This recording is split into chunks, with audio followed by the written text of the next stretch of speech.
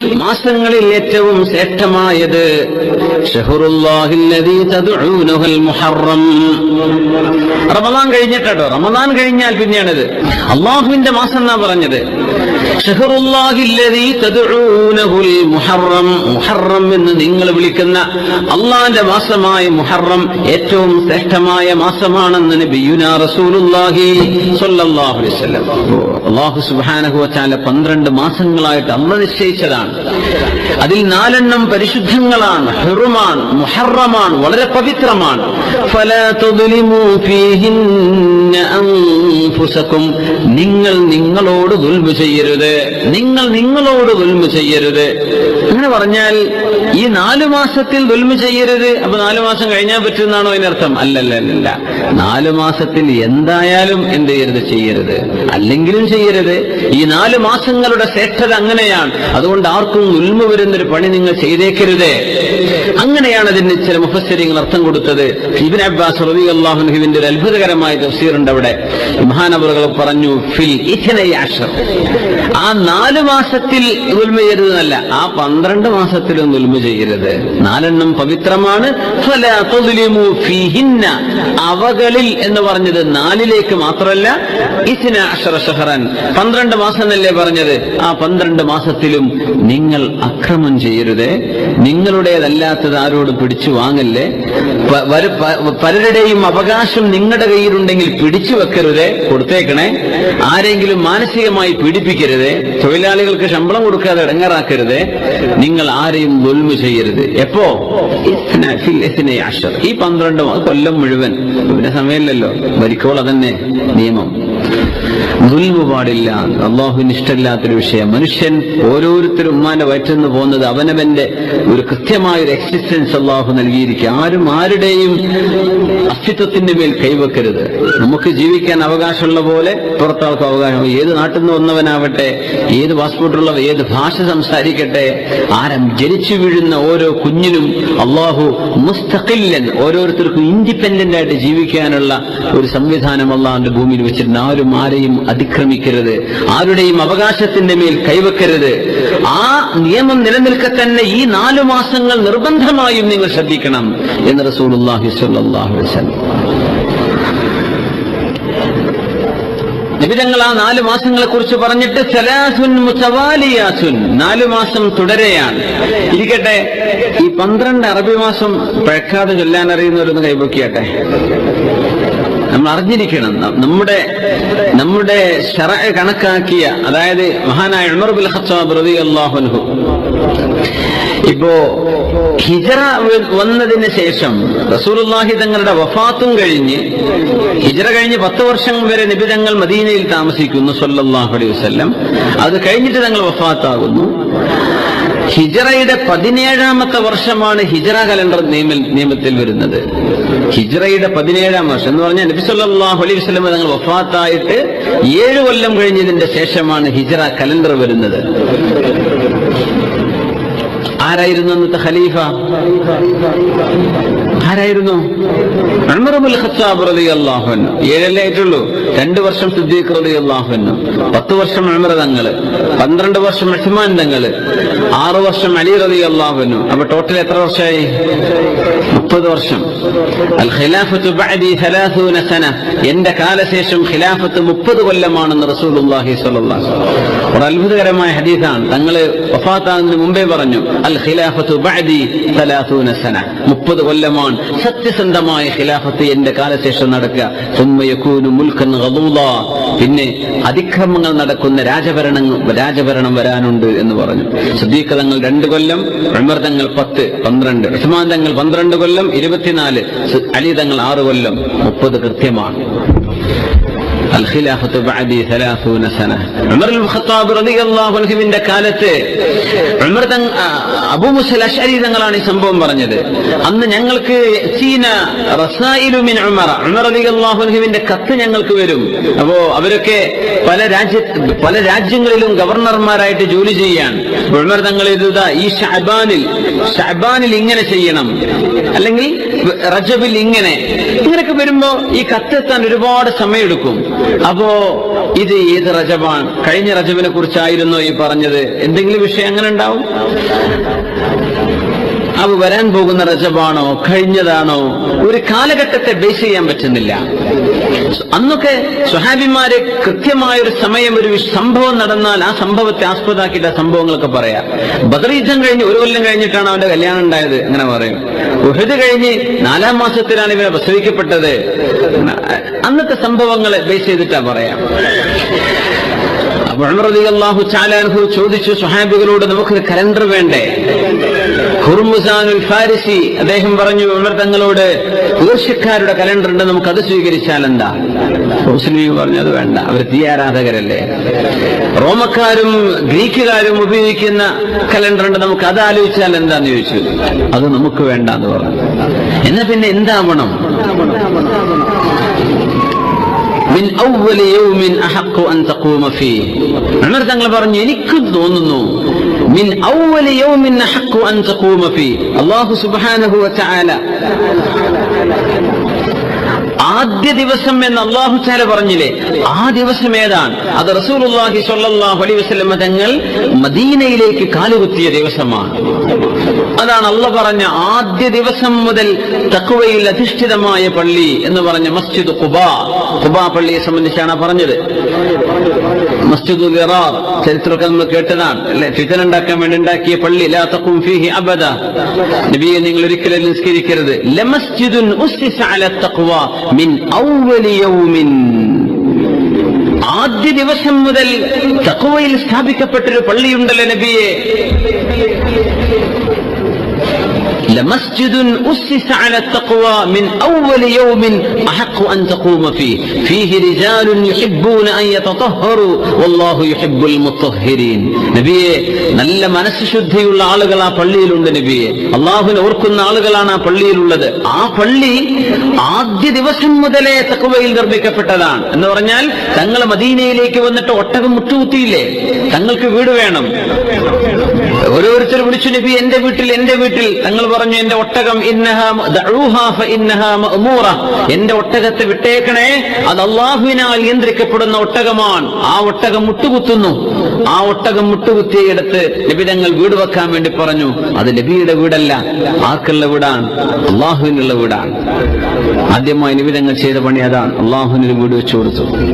പിന്നെ നബി തങ്ങൾ താമസിക്കാൻ സംബന്ധിച്ച് ആലോചിക്കുന്നത് ആ പള്ളിയാണ് മസ്ജിദ് ഖുബാ. ആ ഖുബായിനെ സംബന്ധിച്ച് പറയുമ്പോൾ അള്ളാഹു ഒരു ദിവസത്തെ പറഞ്ഞു, ആദ്യ ദിവസം. അപ്പൊ നമുക്ക് അതുമുതൽ കണക്കാക്കിയാൽ മതിയല്ലോ. ആ സംഭവം ഹിജറയാണ്. എന്നാ പിന്നെ നബി തങ്ങളുടെ ജനനമോ വഫാത്തോ സംബന്ധിച്ചുള്ള ചർച്ചകൾ മഹാന്മാർ നടത്തുന്നുണ്ട്. എന്തേ സ്വഹാബികൾ അങ്ങനെ ചെയ്യാതിരുന്നത് എന്നതിനെ സംബന്ധിച്ച്. സ്വഹാബികൾക്ക് ഏറ്റവും ഓർമ്മയുള്ളൊരു സംഭവം അതിൽ നബിയുടെ വഫാത്താണ് സ്വല്ലല്ലാഹു അലൈഹി വസല്ലം. എത്രാമത്തെ വർഷമാണതെന്നും ഏത് മാസമാണതെന്നും ഏത് ദിവസമാണ് ഏത് മണിക്കൂറിലാണ് നടന്നത്, ഇതെല്ലാം കൃത്യമായി സ്വഹാബത്തിനറിയാം. നബി തങ്ങളുടെ ജനനത്തെ സംബന്ധിച്ച് അഭിപ്രായ വ്യത്യാസങ്ങൾ ചരിത്ര പണ്ഡിതന്മാർ പറയാറുണ്ട്. പ്രബലമായ അഭിപ്രായമാണ് നമ്മൾ സ്വീകരിക്കുന്നത്, റബീഉൽ അവ്വൽ 12 എന്ന് പറയുന്നത്. തങ്ങളുടെ വഫാത്തും റബീഉൽ അവ്വൽ 12 തന്നെ. പക്ഷെ അഭിപ്രായ വ്യത്യാസങ്ങളില്ല വഫാത്തിനെ സംബന്ധിച്ച്. വഫാത്തിനെ സംബന്ധിച്ച് അങ്ങനെ ഇല്ല. അങ്ങനെയുള്ള സംഭവം ഉണ്ടായിരിക്കെ എന്തുകൊണ്ട് സ്വഹാബികൾ അത് നമ്മുടെ കലണ്ടറായി സ്വീകരിച്ചില്ല എന്നൊരു ചർച്ചയുണ്ട് പണ്ഡിതന്മാർക്കിടയിൽ. അതിന് കാരണം പറഞ്ഞത് മറ്റൊന്നുമല്ല, തങ്ങളുടെ വഫാത്ത് വളരെ സങ്കടപ്പെടുത്തുന്ന ഒരു വിഷയമല്ലേ. അത് ഓർക്കാൻ ഉമ്മത്തിൽ മനസ്സ് കഴിയില്ല. തങ്ങളുടെ വഫാത്തിനെ എങ്ങനെ നമ്മൾ അത് ബേസ് ചെയ്യും? അത് ഏറ്റവും മുഅ്ലിമായ ഒരു സംഭവമല്ലയോ, വേദനിപ്പിക്കുന്ന ഒരു സംഭവമല്ലേ? അത് വേണ്ട. എന്നാൽ ഹിജ്റ എന്നത് ഹിജ്റത്തു ഫത്ഹിൻ, ഇസ്ലാമിന് ശക്തിയും മുസ്ലിം ഉമ്മത്തിന് വിജയവും അല്ലാഹു നൽകിയത് ഹിജ്റയിലൂടെയാണ്. മദീനത്തേക്ക് വന്നപ്പോഴല്ലേ ഇസ്ലാം പ്രചരിച്ചത്. മദീനയിലല്ലേ ഇസ്ലാമിന് അല്ലാഹു ശക്തി നൽകിയത്. മദീനത്ത് വന്നപ്പോഴല്ലേ ആളുകളുടെ എണ്ണം കൂടിയത്. സുബ്ഹാനല്ലാഹ്, 10 കൊല്ലം നബി തങ്ങളുടെ കൂടെ 13 കൊല്ലം 13 വർഷം മക്കയിൽ നബി തങ്ങൾ ദഅവത്ത് ചെയ്തിട്ട് നബി തങ്ങൾക്ക് കിട്ടിയത് 250 സ്വഹാബികളെയാണ്. സ്വഹാബിയാത്തുകൾ വേറെയുണ്ട്. 250 ആളുകൾ. എത്ര? 13 കൊല്ലത്തെ നബി തങ്ങളുടെ അധ്വാനം സ്വല്ലല്ലാഹു അലൈഹി വസല്ലം. 13 കൊല്ലത്തെ അധ്വാനം 250. ഹിജ്റ വരുന്ന 250ഓളം സ്വഹാബികളാണ്. ഹിജ്റ വരാത്ത എണ്ണപ്പെട്ട വളരെ ചെറിയ സംഖ്യ വേറെയുണ്ട്. എന്നാലും മെയിൻ നോക്കിയ 250, 13 കൊല്ലം. മദീനയിൽ നിന്ന് 10 വർഷം നബി തങ്ങൾ ജീവിച്ചിട്ട് 10ാമത്തെ കൊല്ലം തങ്ങൾ ഹജ്ജ് ചെയ്യുന്നു സല്ലല്ലാഹു അലൈഹി വസല്ലം. ആ ഹജ്ജില് നബി തങ്ങളുടെ അവസാനത്തെ പ്രഭാഷണം കേൾക്കാൻ അവിടെ വന്നത് എത്രയാ? 1,23,000. അതാണ് മാറ്റം. 250 നിന്ന് 1,23,000. അത് ഹജ്ജ് ചെയ്യാൻ വേണ്ടി വന്നവര്. അത്രയും യാത്ര അഫോർഡ് ചെയ്യാൻ പറ്റാത്തവരും ശാരീരിക വൈകല്യങ്ങളും പ്രയാസമുള്ളവര് വേറെയുണ്ട്. എത്രയോ മുഅ്മിനീങ്ങളായ സ്വഹാബിയാത്തുകൾ അല്ലെ, എത്രയോ മുഅ്മിനത്തുകൾ വേറെയുണ്ട്. അത്രയും വലിയൊരു വിജയം അല്ലാഹു നൽകിയത് ഹിജ്റയിലൂടെയാണ്. ആ ഒരു ഹിജ്റയാവട്ടെ, അതല്ലേ അല്ലാഹു അവ്വൽ യൗം എന്ന് പറഞ്ഞത്. അതുകൊണ്ട് അബൂ മൂസ അശ്അരി നമ്മൾ ഇനി മുതൽ ഹിജ്റയെ ആസ്പദമാക്കിയിട്ട് നമ്മുടെ കലണ്ടർ ആരംഭിക്കുകയാണെന്ന് സയ്യിദുന ഫാറൂഖ് ഹാദിഹിൽ ഉമ്മ ഷഹീദുൽ മിഹ്റാബ് ഉമർ ബിൻ ഖത്താബ് റളിയല്ലാഹു തആല അങ്ങനെ പ്രഖ്യാപിക്കുകയാണുണ്ടായത്. അതാണ് ഹിജ്റ വർഷത്തിന്റെ ആരംഭം. അത് നടക്കുന്നത് ഹിജ്റയുടെ 17ാമത്തെ വർഷമാണ്. ഹിജ്റ കലണ്ടർ ആസ്പദമാക്കുന്നത് ഹിജ്റയുടെ 17ാം വർഷമാണ്. ഹിജ്റ നടന്നത് ഏത് മാസത്തിലാണപ്പോ? പെട്ടെന്ന് കൈവയ്ക്കട്ടെ. ഏത് മാസത്തിലാണ് ഹിജ്റ നടന്നത്? മുഹറം ആണോ? അല്ല, ഹിജ്റ നടന്നത് മുഹറത്തിലല്ല. നമ്മുടെ വർഷം എങ്ങനെ കണക്കാക്കുന്നത്? അപ്പൊ പിന്നെ ഏതായിരുന്നു? 3 സ്വലാത്ത് ചൊല്ലിട്ട് പറയാം അല്ലെ. സ്വല്ലു അലൻ നബി മുഹമ്മദിൻ വ ആലിഹി. اللهم صل على سيدنا محمد وعلى آل سيدنا محمد وبارك وسلم عليه. اللهم صل على سيدنا محمد وعلى آل سيدنا محمد وبارك وسلم عليه. اللهم صل على سيدنا محمد وعلى آل سيدنا محمد وبارك وسلم عليه. جزاكم الله. പരിശുദ്ധമായ ഹിജ്റ നടക്കുന്നത് ഏത് മാസത്തിലാണ് നമ്മൾ പറയാൻ പോണത്? റബീഉൽ അവ്വൽ 12-നാണ്. മാഷാ അല്ലാഹ്. അതെന്താ നിങ്ങൾ ആദ്യം പറയാന്? ഒരു സെന്റ് കൊണ്ടുപോയെന്നല്ല. മുഹറം, സഫർ, റബീഉൽ അവ്വൽ. ഈ മാസത്തിലെ 3ാമത്തെ മാസമാണ് റബീഉൽ അവ്വൽ. നമ്മുടെ വർഷത്തിലെ, അറബ് വർഷത്തിലെ റബീഉൽ അവ്വൽ 12-ന് ചരിത്ര പണ്ഡിതന്മാർ അഭിപ്രായ വ്യത്യാസമുണ്ട്. അവിടെ അഭിപ്രായ വ്യത്യാസം ഇല്ലാത്ത വിഷയങ്ങൾ ഉണ്ടാവില്ല. അത് പിന്നാലെ നടന്നത് അങ്ങനെ ഉണ്ടാവുക. പക്ഷെ റബീഉൽ അവ്വലിലാണ്. റബീഉൽ അവ്വലിന്റെ ആ 10, 11, 12 അല്ലെങ്കിൽ 8, 9, 10, 11, 12 ആ ഒരു റേഞ്ചിൽ ചരിത്ര പണ്ഡിതന്മാരൊക്കെ അഭിപ്രായപ്പെടുത്തിയത് അതാണ്. 12 പ്രബലപ്പെടുത്തിയ ആലിമീങ്ങളുണ്ട്.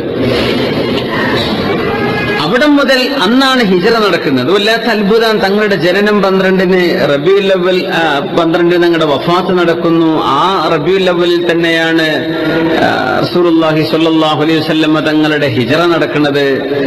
അങ്ങനെ റബീഉൽ അവ്വൽ 12-നായിരുന്നു നബി തങ്ങൾക്ക് വഹീന്റെ തുടക്കമുണ്ടായത്.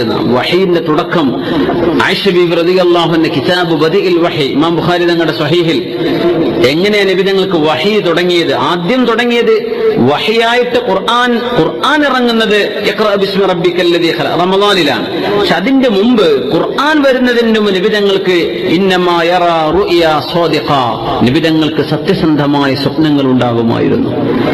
പച്ചയായിട്ട് തങ്ങൾ കാണും, ആ കണ്ടത് അങ്ങനെ തന്നെ സംഭവിക്കും. അങ്ങനെ ഒരുപാട് നാള് നിബിതങ്ങൾക്ക് സത്യസന്ധമായ സ്വപ്ന ദർശനങ്ങൾ ഉണ്ടായിട്ടുണ്ട്. അതൊക്കെ കഴിഞ്ഞതിന്റെ ശേഷമാണ് ഇഖ്റ ഇറങ്ങുന്നത്. അപ്പോ വഹീന്റെ കിതാബ് ബദിഇൽ വഹിയിൽ, വഹീന്റെ ആരംഭം എന്നാണ് ബുഖാരി ഇമാം അതിന് ടൈറ്റിൽ കൊടുത്തത്. അപ്പോ ആ വഹി തുടങ്ങുന്ന ആരംഭ സംഭവങ്ങൾ ഉണ്ടായി തുടങ്ങിയത് റബീഉൽ അവ്വലിലായിരുന്നു എന്നാണ്. സുബ്ഹാനല്ലാഹ്. അപ്പോൾ ഒരു സവിശേഷതയുള്ള ഒരു മാസമാണെന്ന് അല്ലാഹു തആല അതിന്റെ ഉള്ളിലൂടെ ഇങ്ങനെ സൂചിപ്പിക്കുകയാണ്. ബുദ്ധിയുള്ളവർക്ക് മനസ്സിലായിക്കോട്ടെ എന്ന് വിചാരിച്ചിട്ട്. അങ്ങനെയാണ് ഒരു ടോട്ടൽ റാൻഡംനെസ് അങ്ങനല്ല. അല്ലാഹു തആല വളരെ ഓർഡർ ചെയ്തിട്ടാണ് കാര്യങ്ങൾ കൃത്യമായും വളരെ കൃത്യതയിലാണ് അല്ലാഹു തആല ചെയ്യുന്നത്. അപ്പോ റബീഉൽ അവ്വലിലാണ് ഹിജ്റ നടക്കുന്നത്. പക്ഷേ വർഷം കണക്കാക്കുമ്പോ എന്ത് ചെയ്യും? മുഹറം മുതൽ കണക്കാക്കി തുടങ്ങി. സത്യത്തിൽ ഹിജറ നടന്നത് റബീഉൽ അവ്വലിലായിരുന്നു, മുഹറത്തിലായിരുന്നില്ല. റബീഉൽ അവ്വലിന്റെ മുമ്പ് സഫറുണ്ട്, സഫറിന്റെയും മുമ്പ് മുഹറം, അങ്ങനെയാണ്. പക്ഷേ റസൂലുള്ളാഹി സ്വല്ലല്ലാഹു അലൈഹി വസല്ലം തങ്ങൾ നമ്മുടെ വർഷങ്ങളിൽ ആദ്യം തുടങ്ങാൻ പറഞ്ഞത് മുഹറമാണ്. അതുകൊണ്ട് മുഹറം തന്നെ ആവട്ടെ എന്ന് കണക്കാക്കിയാണ്, ഹിജ്റയുടെ മുഹറം കണക്കാക്കിയാണ് പോരുന്നത്. അത് ഇനി എത്രാമത്തെ വർഷമാണ് ഇപ്പൊ മുഹറം ആവാൻ പോകുന്നത്? നമ്മുടെ കലണ്ടറായി സ്വീകരിക്കേണ്ടത് അതാണ്. ഈസാ നബി അലൈഹിസ്സലാത്തു വസ്സലാമിന്റെ ജനനവുമായി ബന്ധപ്പെട്ടുകൊണ്ടാണ് ഇപ്പോ 2018 എന്ന് പറയാം. ഈസാ നബി അലൈഹിസ്സലാം അന്ന് തന്നെയാണ് കൃത്യമായി ജനിച്ചത്, ജനുവരി 1 എന്ന് നമുക്ക് ആസ്പദമാക്കാൻ കഴിയുന്ന നമ്മുടെ ഒരു ആലിമീങ്ങളും നമ്മുടെ ഒരു റെക്കോർഡുകളിലും അങ്ങനെ സംഭവമില്ല. പക്ഷെ നമ്മളും അങ്ങനെ പറയാം. 2018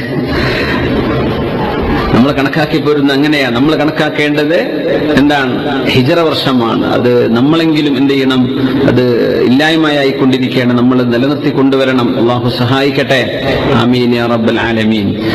അഫ്ളലുസ് സിയാമി ബഅദ റമളാന ശഹ്റുല്ലാഹിൽ മുഹറം വഅഫ്ളലുസ് സ്വലാത്തി ബഅദൽ ഫരീളത്തി സ്വലാത്തുൽ ലൈൽ. റസൂലുള്ളാഹി സ്വല്ലല്ലാഹു അലൈഹി വസല്ലം പറയാം. സ്വഹീഹ് മുസ്ലിമിലെ ഹദീസാണ്. അഫ്ളലുസ് സിയാമി ബഅദ റമളാൻ, റമളാൻ കഴിഞ്ഞാൽ ഏറ്റവും ശ്രേഷ്ഠമായ നോമ്പുകൾ ശഹ്റുല്ലാഹിൽ മുഹറം, അല്ലാഹുവിന്റെ മുഹറം മാസത്തെ നോമ്പുകളാണ്. മുഹറം മാസത്തിൽ ധാരാളം മാസം മുഴുവൻ നോമ്പെടുക്കലും സുന്നത്താണ്. ഒരുപാട് നോമ്പ് വർദ്ധിപ്പിക്കാം. പിന്നെ നമ്മള് മുഹറം 9ഉം 10ഉം, 10ന്റേത് കൃത്യമായും വളരെ ശ്രേഷ്ഠമായത് 9ഉം അതുപോലെ. മുഹറത്തിൽ 9, 10 അല്ലെങ്കിൽ 9, 10, 11 ഇങ്ങനെ 10 മാത്രമായിട്ടല്ല, 10ന്റെ മുമ്പ് 9 കൂടെ നോമ്പെടുക്കുക. അല്ലെങ്കിൽ അത് പറ്റിയില്ലെങ്കിൽ 10 കഴിഞ്ഞാൽ 11ാമത്തെ ദിവസം കൂടെ നോമ്പെടുത്തിട്ട് എന്ത് ചെയ്യണം?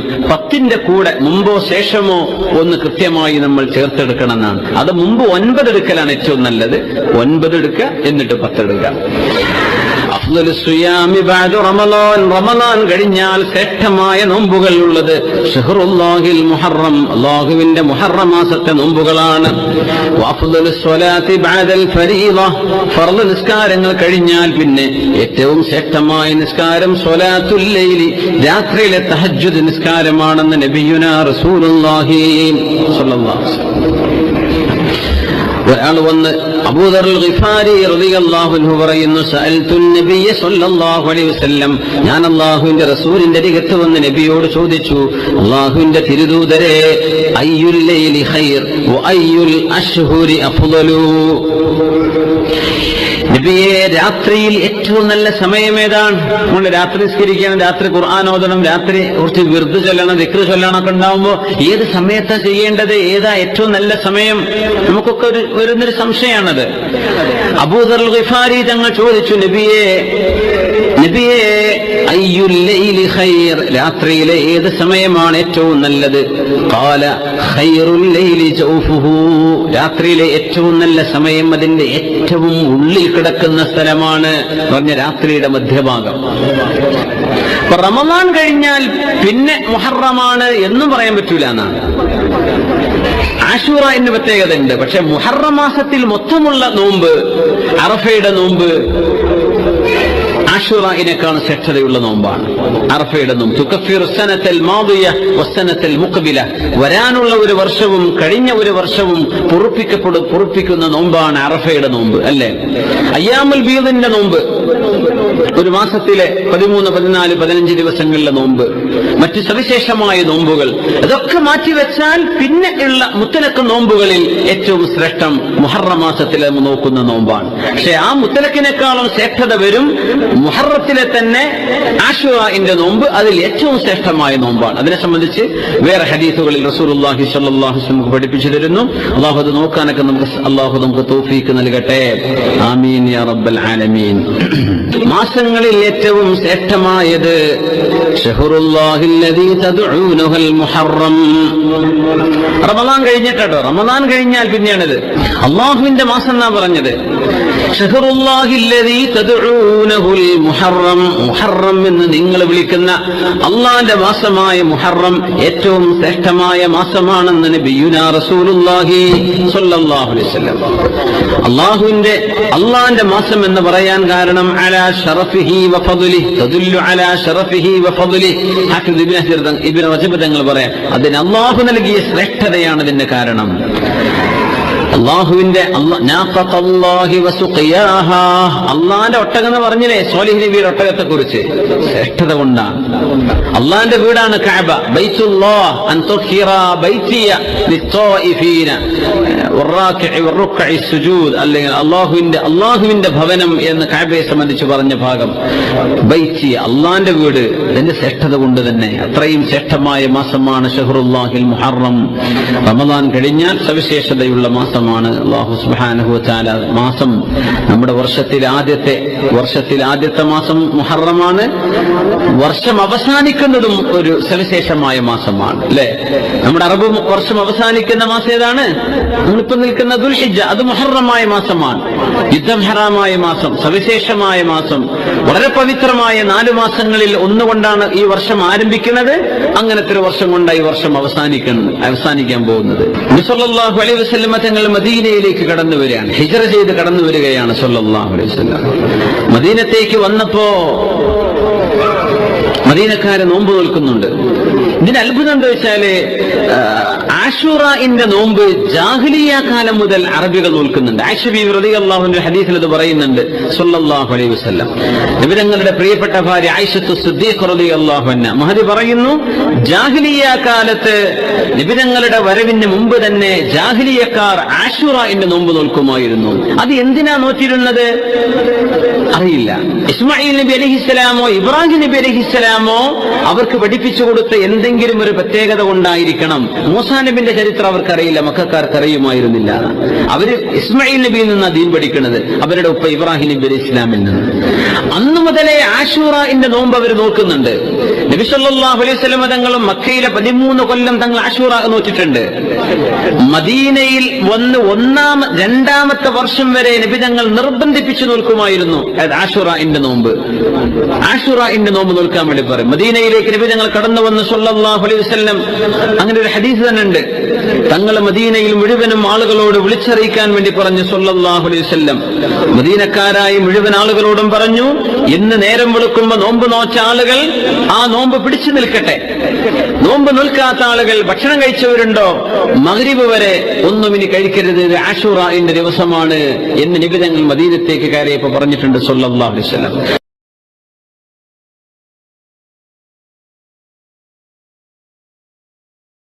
സമയങ്ങളിൽ അവരുടെ കൂടെ നടക്കുമ്പോൾ അവരുടെ മുമ്പിൽ നടക്കരുത്.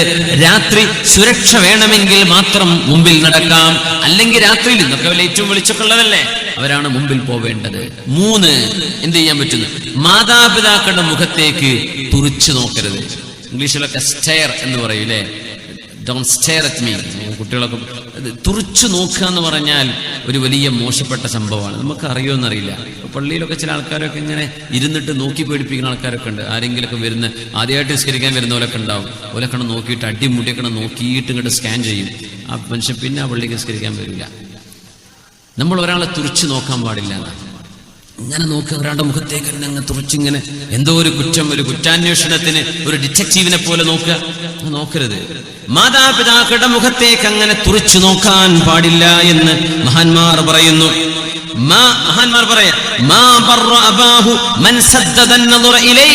ഇന്ന് കുട്ടികൾ ചെയ്യുന്ന പരിപാടിയാണത്. ഉമ്മയെ നോക്കി പേടിപ്പിക്കുക, വാപ്പയെ നോക്കി പേടിപ്പിക്കുക. പൈസ വേണം, തരാൻ പറ്റൂല. എനിക്ക് മൊബൈൽ വേണം, ഇപ്പൊ വാങ്ങണ്ട എന്ന് പറഞ്ഞ പിന്നെ ഉമ്മയെ നോക്കി പേടിപ്പിക്കുന്ന പെൺകുട്ടികൾ, ആൺകുട്ടികൾ. വാപ്പയെ നോക്കി പേടിപ്പിക്കുക, ഒരു ജാതി ഒരു പിശാച്ചിന്റെ ഒരു നോട്ടം നോക്കുന്ന, തുറിച്ചു നോക്കുക ഉമ്മയുടെ ഉപ്പയുടെ മുഖത്ത്. അങ്ങനെ നോക്കുന്നവർ മാതാപിതാക്കളോട് ചെയ്യേണ്ട ബാധ്യത ചെയ്തില്ല എന്ന് പരിശുദ്ധ ഇസ്ലാം. ചെയ്യാൻ പാടില്ലാത്ത വിഷയമാണത്. തുറിച്ചു നോക്കരുത് ഉമ്മാന്റെ വാപ്പാന്റെ മുഖത്തേക്ക്. വല്ല ചുമരുമൊക്കെ തുറിച്ചു നോക്കുക എന്നല്ലാണ്ട് ഉമ്മയുടെ വാപ്പയുടെ മുഖത്തേക്ക് ഭീതിപ്പെടുത്തുന്ന ഒരു നോട്ടം കണ്ടുകൊണ്ട് പോലും നോക്കാൻ പാടില്ല എന്ന് ദുആ ചെയ്യണം. മാതാപിതാക്കൾക്ക് വേണ്ടി മരണപ്പെട്ടവരും ജീവിച്ചിരിക്കുന്നവരുമാണെങ്കിൽ തന്നെയും റബ്ബിർഹംഹുമാ കമാ റബ്ബയാനി സഗീറാ, റബ്ബിർഹംഹുമാ. ഉസ്താദുമാരൊക്കെ ദ്വാരക്കുമ്പോ മുച്ചാലിമീങ്ങൾക്ക് വേണ്ടി പറയാം. നിങ്ങൾ ദ്വാരക്കുന്ന കൂട്ടത്തിൽ പറയില്ലേ, അല്ലാഹുമ്മ ഗ്ഫിർ ലനാ, നിങ്ങൾ ദ്വാരന്നിട്ട് പറഞ്ഞു ഇടക്കണ റബ്ബിർഹംഹുമാ കമാ റബ്ബയാനി സഗീറാ. ഈ ഹുമാ എന്ന് പറഞ്ഞാൽ ദമീറിന് മർജിഅ് വേണം. അത് അള്ളാഹു ആയത്തിൽ പറഞ്ഞിട്ടുണ്ട്, വാലിദൈനെ കുറിച്ച് പറയാം. അതുകൊണ്ട് ആദ്യ ഒരു വാലിദൈൻ എന്ന് പറഞ്ഞിട്ടേ റബ്ബിർഹംഹുമാ അല്ലെ റബ്ബിർഹംഹും കമാ റബ്ബൗനാ സിഗാറാ എന്ന് പറയാവൂ. ദ്വാരക്ക് ചിലയിടത്തൊക്കെ നമ്മൾ ശ്രദ്ധയിൽപ്പെടാറുണ്ട് അങ്ങനെ. ദ്വാരക്ക് റബ്ബനാ ആതിനാ ഫിദ്ദുനിയ ഹസന വഫിൽ ആഖിറതി ഹസനത വഖിനാ അദാബന്നാർ റബ്ബിർഹംഹും കമാ റബ്ബൗനാ സിഗാറ. അപ്പോൾ മർജിഇലേ ഉണ്ടാവില്ല. ഈ ദമീർ എങ്ങട്ടാ മടങ്ങേണ്ടത്? മാതാപിതാക്കളിലേക്കാണ്. ഇതിന്റെ ഒരു മർജിഅ് പറയണം. മാതാപിതാക്കൾ അല്ലാഹുമ്മ ഗ്ഫിർ ലനാ വലിവാലിദീനാ റബ്ബിർഹംഹും കമാ റബ്ബൗനാ സിഗാറാ എന്ന് പറയാം.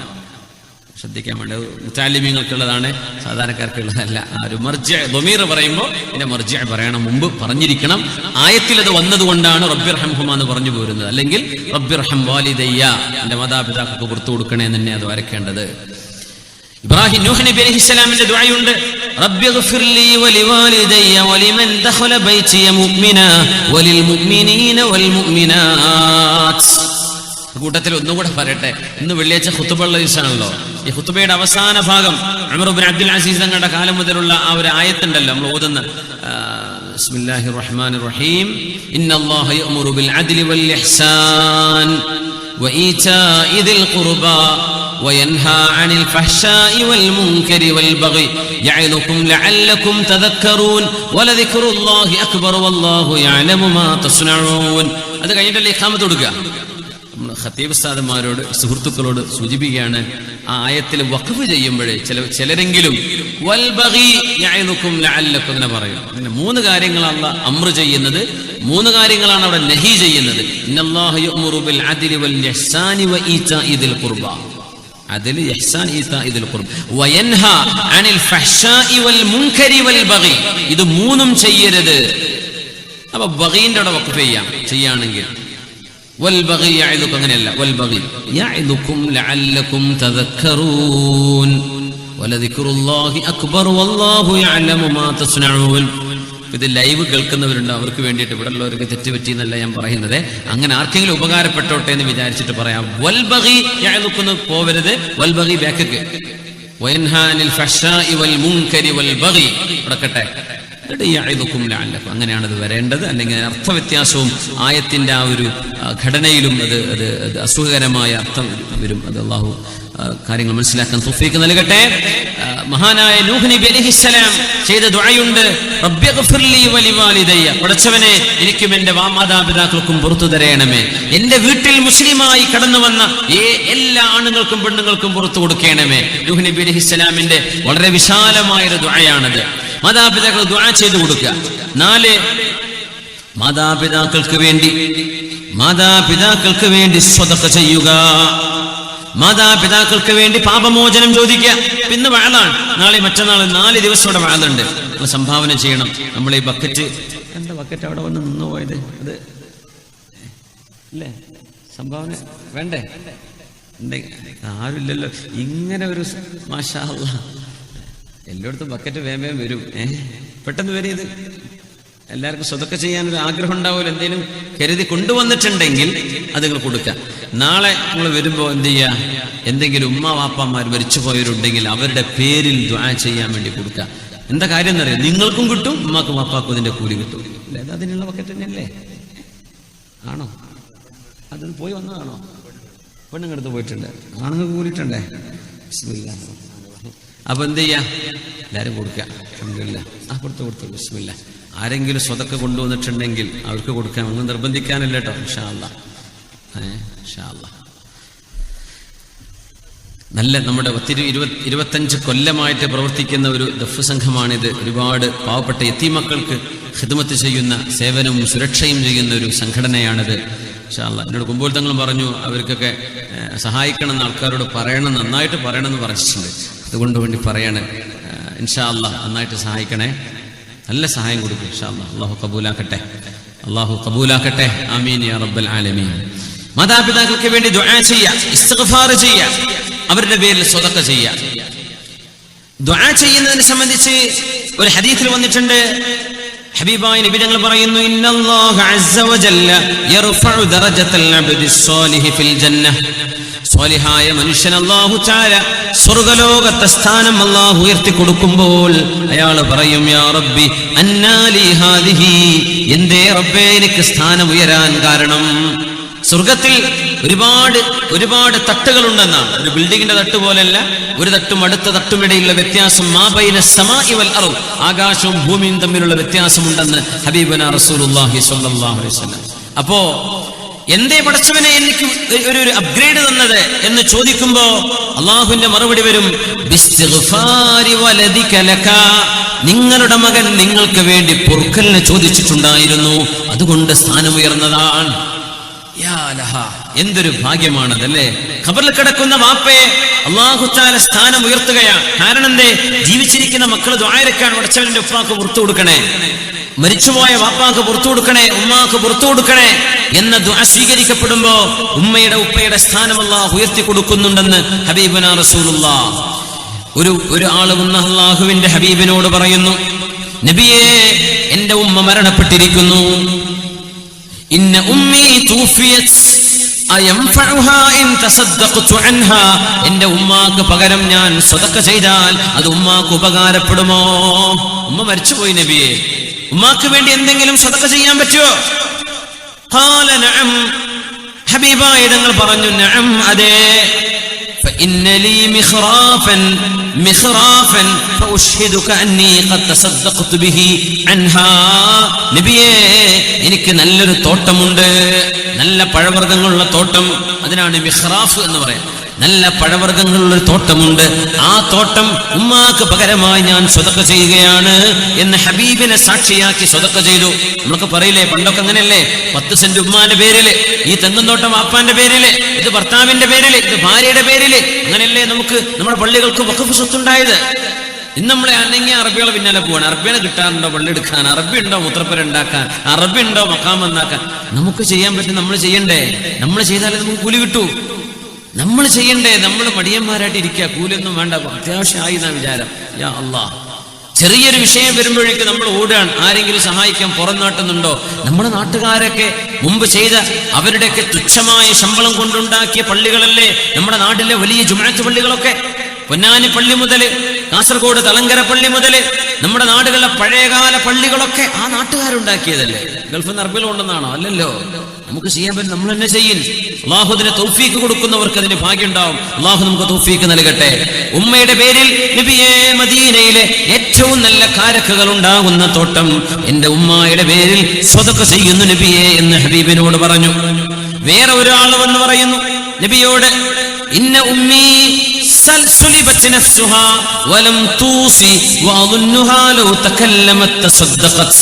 നബിയേ, എന്റെ ഉമ്മ പെട്ടെന്ന് ഹാർട്ട് അറ്റാക്കായി മരിച്ചുപോയ ഉമ്മയാണ്. ഹാർട്ട് അറ്റാക്ക് എന്നാ സ്വഹാബി പറഞ്ഞിട്ടില്ല, പെട്ടെന്ന് മരിച്ചു നബിയെ.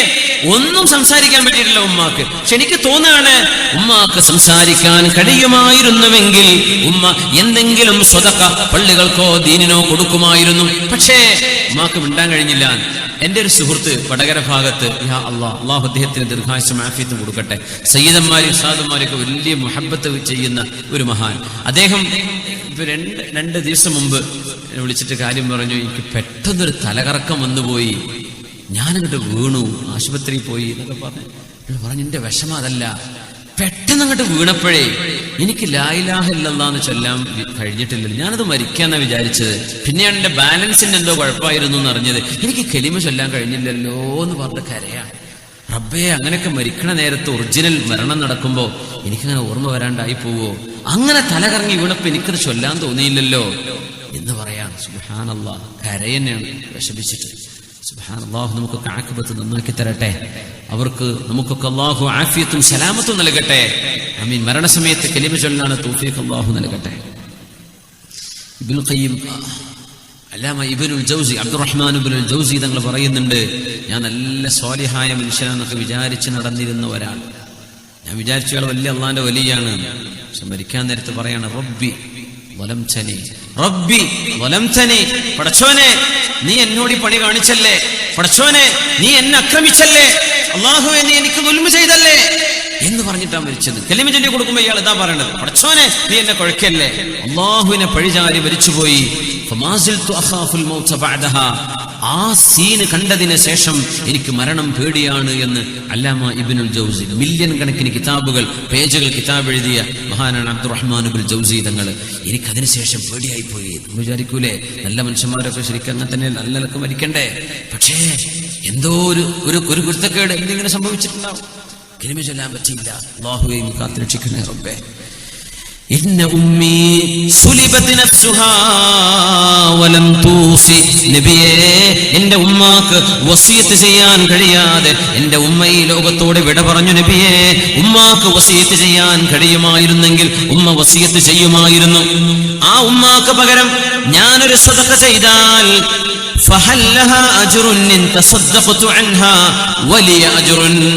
അങ്ങനെ എന്തെങ്കിലും ഉമ്മാന്റെ പേരിൽ ദാനം ചെയ്താൽ എനിക്ക് കൂലിയും എന്റെ ഉമ്മാക്ക് കൂലിയും അല്ലാഹു നൽകുമോ നബിയേ? ഖാല നഅം, അതെ അല്ലാഹു നിങ്ങൾക്കും കൂലി തരും ഉമ്മാക്കും കൂലി തരും. ഫതസദ്ദഖ അൻഹാ, മരിച്ചുപോയ ഉമ്മാക്ക് വേണ്ടി നിങ്ങൾ സദഖ ചെയ്യണേ എന്ന് റസൂലുള്ളാഹി സ്വല്ലല്ലാഹു അലൈഹി വസല്ലം. അപ്പൊ അത് മറ്റൊന്നാണ്, മരിച്ചുപോയവർക്ക് വേണ്ടി സ്വതക്ക ചെയ്യുക, അവർക്ക് വേണ്ടി ദുആ ചെയ്യുക, ജീവിച്ചിരിക്കുന്ന മാതാപിതാക്കൾക്ക് വേണ്ടി ദുആ ചെയ്യുക. ഇനി മറ്റൊന്ന്, മാതാപിതാക്കൾ മരിച്ചുപോയാൽ നമുക്ക് എന്ത് ചെയ്തു കൊടുക്കാൻ കഴിയും? ജീവിച്ചിരിക്കുന്ന കാലത്ത് ഉമ്മാക്കോ ഉപ്പാക്കോ ഉണ്ടായിരുന്ന കൂട്ടുകാര്, ഉമ്മായുടെ കൂട്ടുകാരികള്, ഉപ്പായുടെ കൂട്ടുകാര്, നല്ല കൂട്ടുകാര്, കള്ളുടിയന്മാര് കൂട്ടുകാരൊക്കെ ഉണ്ടാവും ചിലർക്ക്, അതല്ല നല്ല കൂട്ടുകാര്, ആ കൂട്ടുകാരോടുള്ള ബന്ധം സ്ഥാപിക്കുക, അവരോടുള്ള ബന്ധം നിലനിർത്തിക്കൊണ്ടുപോകുക. അത് മാതാപിതാക്കളോട് ചെയ്യുന്ന ഉപകാരമാണ്. മുത്തനബി തങ്ങൾ പറയുമായിരുന്നല്ലോ, ഇന്നാ ബർറുൽ ബിർരി അൻ യസ്ല റജുലു അഹ്ല ഉദ്ദി അബീഹി ബഅദ അൻ യുവല്ലിയൽ അബൂ. വാപ്പ മരിച്ചു പോയതിനു ശേഷം വാപ്പയുടെ സ്നേഹിതന്മാരോട് ബന്ധം പുലർത്തുന്നത് വാപ്പയോട് ചെയ്യുന്ന ഉപകാരമാണ് എന്ന് ആര് പറഞ്ഞു? റസൂലുള്ളാഹി സ്വല്ലല്ലാഹു അലൈഹി വസല്ലം. വാപ്പയുടെ ചങ്ങാതിമാര് പറയും, ആ വാപ്പാക്ക് ബന്ദിയോടൊരു കൂട്ടുകാരുണ്ടായിരുന്നല്ലോ, ആ വാപ്പാക്ക് മൊഗ്രാലൊരു ചങ്ങാതി ഉണ്ടായിരുന്നല്ലോ, വാപ്പാക്ക് ബദിയെടുക്കൽ കൂട്ടുകാരുണ്ടായിരുന്നല്ലോ, പോയി കാണുക, എന്തെങ്കിലുമൊക്കെ സഹായം ചെയ്തു കൊടുക്കുക, എന്തെങ്കിലുമൊക്കെ സമ്മാനം കൊണ്ടുപോയി കൊടുക്കുക. ഒന്നുമില്ല, ജീവിച്ചിരിക്കുന്ന കാലത്ത് വാപ്പയെ നേരാമണ്ണം നോക്കാൻ പറ്റിയിട്ടില്ല, ആ സങ്കടം തീർക്കാൻ ഇത് മതിയാകും. ഉമ്മ മരിച്ചുപോയി, ഉമ്മയുടെ കൂട്ടുകാരികൾ. രസകരമായ സംഭവം, മഹാനായ അബ്ദുല്ലാഹി ഇബ്നു ഉമർ റളിയല്ലാഹു അൻഹുമാ ഒരു കഴുതപ്പുറത്ത് നടക്കുകയാണ്. അങ്ങനെ ഒരു അഅറാബി വരുന്നുണ്ട്. ആ അഅറാബി അബ്ദുല്ലാഹി ഇബ്നു ഉമർ എന്നവരോട് സലാം പറഞ്ഞു. നേരത്തെ പറഞ്ഞ ആ യമൻ എന്നൊരു ഉമ്മയെടുത്ത് വന്നപ്പോ ചോദിച്ചില്ലേ, എന്റെ ഉമ്മാക്ക് ഇത് മതിയോ ചെയ്തു കൊടുത്തതെന്ന് ചോദിക്കപ്പെട്ട സ്വഹാബി. ഞാൻ സിയാറത്ത് ചെയ്തപ്പോൾ അബ്ദുല്ലാഹി ഇബ്നു ഉമർ എന്നവർ ഷുഹദ, മക്കയിലെ ഷുഹദ എന്നുള്ള സ്ഥലത്താണ് അവരുടെ മഖബർ, ഒരു കെട്ടിന്റെ ഉള്ളിലാണ് അബ്ദുല്ലാഹി ഇബ്നു ഉമർ റളിയല്ലാഹു അൻഹുമാ. അപ്പോ അവര് പറയാണ്, അവരിങ്ങനെ ഒരു കഴുതപ്പുറത്ത് യാത്ര ചെയ്യുമ്പോ ഒരു അഅറാബിയായ മനുഷ്യൻ വന്നു. ഏതോ ഒരു നാടൻ മനുഷ്യൻ, കാട്ടറബി.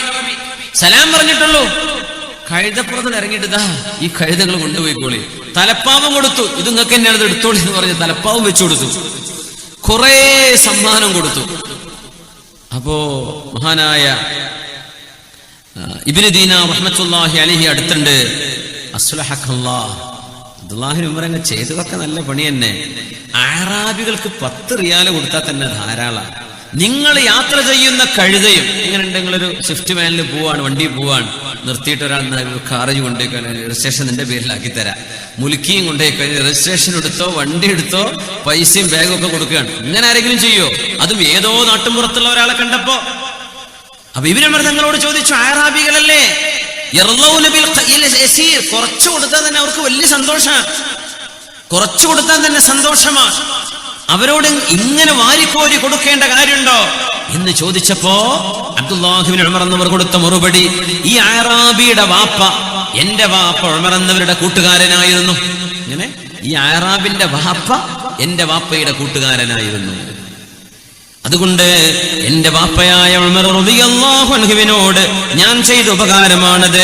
കാരണം റസൂലുള്ളാഹി തങ്ങൾ പറയുന്നത് ഞാൻ എന്റെ ചെവി കൊണ്ട് കേട്ടിട്ടുണ്ട്, ഇന്ന അബറൽ ബിർരി സുലത്തുൽ വലദി അഹ്ല ഉദ്ദി അബീഹി. വാപ്പയുടെ മരണശേഷം വാപ്പയുടെ കൂട്ടുകാരോട് മകൻ ചെയ്യുന്ന സ്നേഹബന്ധം വാപ്പയോട് ചെയ്യുന്ന ഉപകാരമാണെന്ന് റസൂലുള്ള പറയുന്നത് ഞാൻ കേട്ടിട്ടുണ്ട്. ഇന്ന അബാ ഹാദാ കാന ബുദ്ദൻ ലി ഉമർ. ഉമർ എന്നവരുടെ സുഹൃത്തായിരുന്നു ഈ അഅറാബിയുടെ വാപ്പ. അതുകൊണ്ട് ഞാൻ ചെയ്തതാണ്. വാഹനം കൊടുത്തു, തലപ്പാവും കൊടുത്തു, എല്ലാം കൊടുത്തു, സ്നേഹം കൊണ്ട്. അതിന്റെ കൂലി ആർക്ക് കിട്ടി? ഉമർ എന്നവർ ചെയ്ത സദഖ പോലെ. ഇബ്നു ഉമർ എന്നവർക്ക് കൂലി കിട്ടി, വാപ്പ ഉമർ എന്നവർക്കും കൂലി കിട്ടി. മാതാപിതാക്കളുടെ മരണശേഷം മൻ അഹബ്ബ ഖബറിൽ കിടക്കുന്ന വാപ്പയോട് ഒരു ഉപകാരം ചെയ്യണമെന്ന് ആഗ്രഹമുണ്ടെങ്കിൽ, അങ്ങനെ ഉണ്ടാവില്ല ജീവിതത്തിൽ. ജീവിച്ചിരിക്കുന്ന കാലത്ത് ഇന്നൊന്നും അറിയില്ലായിരുന്നു, ഒരു വാദവും കേട്ടില്ല, ഞാനിട്ടത് ശ്രദ്ധിച്ചതുമില്ല, വാപ്പയെ നോക്കാനും പറ്റിയില്ല. വാപ്പ ഖബറിലാണ്. ഖബറിൽ കിടക്കുന്ന ഒരു മനുഷ്യനോട് മൻ അഹബ്ബ അൻ യസ്ല അബാഹു ഫീ ഖബരിഹി, ഖബറിൽ കിടക്കുന്ന വാപ്പയോട് ഉപകാരം ചെയ്യണമെന്ന് ആർക്കെങ്കിലും ആഗ്രഹമുണ്ടെങ്കിൽ ഫൽയസ്ൽ ഇഖ്വാന അബീഹി മിൻ ബഅദിഹി, വാപ്പയുടെ സഹോദരന്മാര്, വാപ്പയുടെ കൂട്ടുകാര്, അവരോട് വാപ്പയുടെ